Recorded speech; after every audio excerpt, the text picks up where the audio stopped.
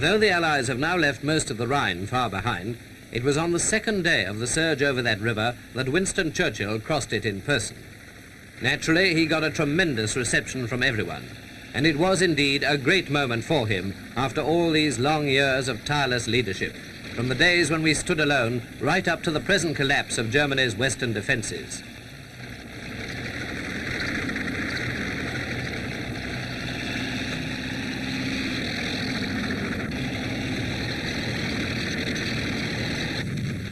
In the smashing of those defences, British commandos had played an outstanding part.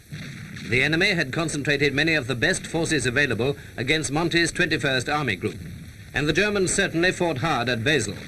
Even after its capture, the commandos had plenty of work on hand, dealing with snipers and cleaning up isolated groups of the enemy in the neighbourhood.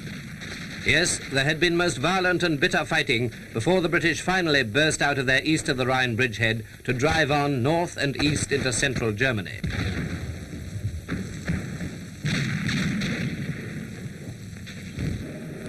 An impression of American paratroops on their way down.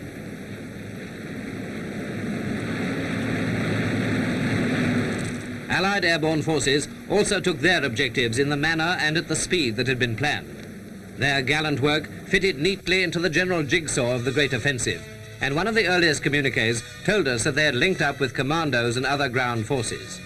Paratroops and glider troops, British and American, they all played a terrific part in cracking open Germany's Rhine defences.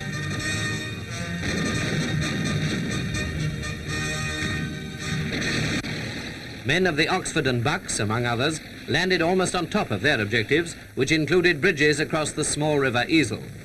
Already the Allied advance had swept on far ahead of this point, and Monty had clamped down a security blackout on news from his part of the front.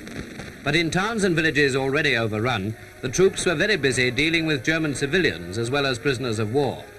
Most reports told of the submissive attitude of civilians, many of whom brought out the old story of how they really hated the Nazis and never had wanted a war. Certainly they can never have wanted this kind of war. Today their homeland is being occupied, and they watch their soldiers being marched away as prisoners. At one place they began to loot a warehouse which was full of food and stores left behind by the German army. If anybody starves, it won't be the Germans. That used to be one of Goering's many boasts. But now, apparently, German civilians are beginning to realize the possibility of starvation for them. Some of them got away with their loot, but the Americans soon put a stop to it and made the rest of them return what they'd stolen. The Huns are accustomed to receiving many orders and to obeying them. Well, now they're getting orders from the Allies. Here at Schwanheim, they read that the Nazi party has been dissolved. And, as instructed, they brought their radios to the main square. They also handed over an assortment of weapons and equipment. It doesn't look as if the werewolf idea has caught on in these parts. Meanwhile, the advance on all sectors of the front had been going like lightning, and, except when weather made it impossible, retreating German convoys were being pounded and smashed from the air. Tremendous toll was taken on many so-called escape roads, while the Allied armies were closing round the German Army Group B in the Ruhr. No, most decidedly this was not the kind of war German civilians or soldiers had wanted or expected. Instead, it was the beginning of the end of Hitler's Reich, supposed to last, you remember, at least 1,000 years. For the prisoners now streaming back across the Rhine, as for all Germans, the future is already the past.